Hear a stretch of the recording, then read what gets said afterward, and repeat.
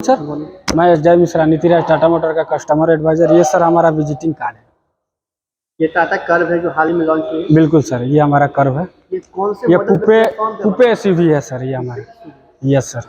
और इसका boot space कितना आएगा? इस सेगमेंट में सबसे ज्यादा बूट स्पेस है, जो आप काफी आप अपना लगेज इसमें आप रख सकते हैं। जो 500 लीटर का आपको इसमें बूट स्पेस मिलेगा, क्योंकि ये हमारा कूपे एसयूवी है सर। पीछे वाला सीट जो है वो foldable decline, yes sir, decline भी होती है सर हमारा। ये फ्रंट में भी और बैक में भी डिक्लाइन भी होती है। कौन इंजन में आती है सर इसमें? ये हमारा 3 इंजन में आती है। मल्टीपल आपको इसमें इंजन मिल जाती है। एक आती है आपको जीडीआई, एक आती है क्रियोटेक, एक प्लेन मिलती है सर। अच्छा, तो सीएनजी लॉन्च हुआ या नहीं? नहीं सर, सीएनजी अभी कोई ये नहीं है सर। ऑन हाईवे की एवरेज क्या होगा? ऑन हाईवे एवरेज आपको वहीं 18 to 20 है सर। वो डिपेंड करती है आप ड्राइव कैसे कर रहे हैं, आपके ड्राइव पर ही एवरेज डिपेंड करती है सर।